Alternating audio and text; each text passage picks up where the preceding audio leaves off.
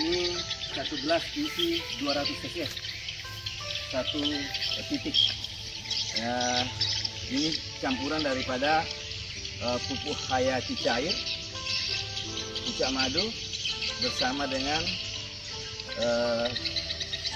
Ponska Plus difermentasi selama 2-3 hari. Kemudian diaplikasikan ke tanaman jagung.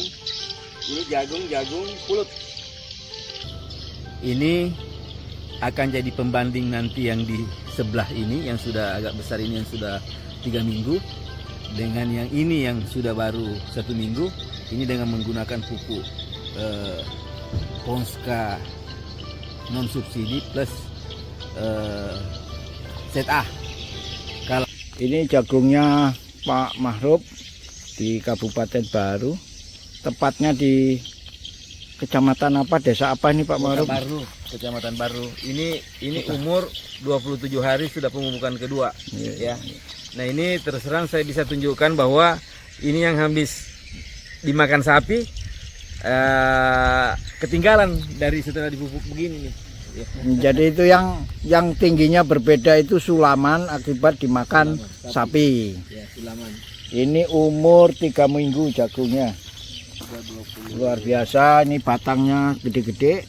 Tinggal nanti pemupukan terakhir menjelang bunting. Nah, ini sebelahnya Yang tidak pakai pucuk madu. kontrol yang tidak pakai pucuk madu.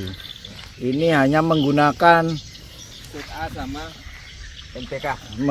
ini kontrolnya ZA sama Ponska sama NPK, Ponska sama ZA tanpa pucuk madu. Oh, Ya. oke.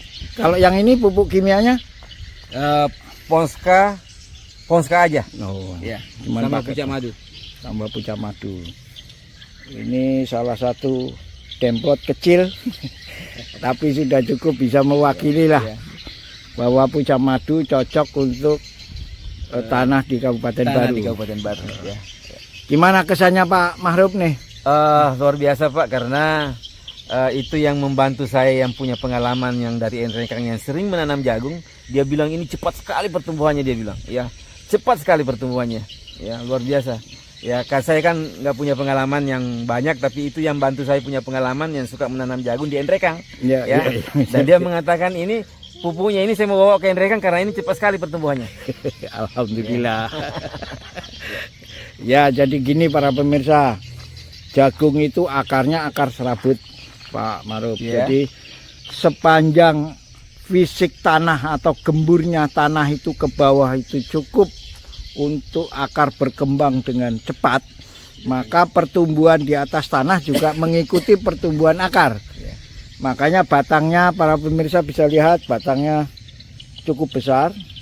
Dan ini pakai benih apa ini? Jagung hibrida atau jagung apa ini? Jagung pulut. Jagung pulut yang warna ungu. Oh, jagung pulut nih. Warna ungu ya.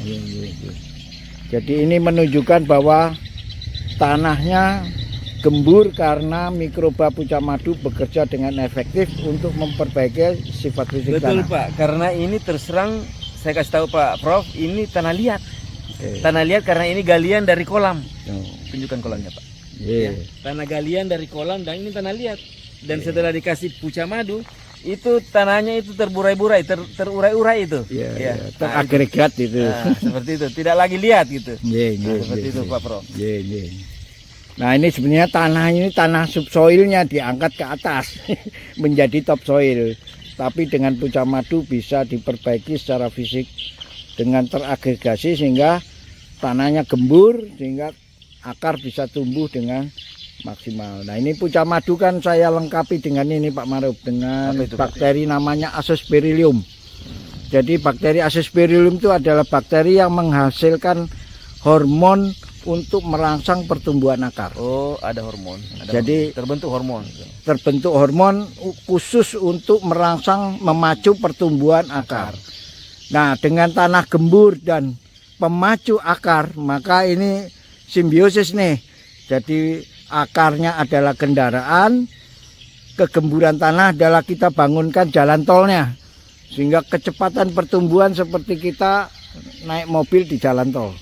Kenceng, tinggal nutrisinya cukup nggak Ya. BBM-nya cukup nggak untuk mencapai tujuan. Nah ini yang mesti nanti di pemupukan ketiga Pak Maruf akan Saudara-saudara kita sekalian, ini jagung yang dipupuk pada saat bunting ya, atau menjelang bunting ya, karena sudah ada yang berbunga, jadi kemungkinan ini sudah perlu dilakukan pemupukan selanjutan.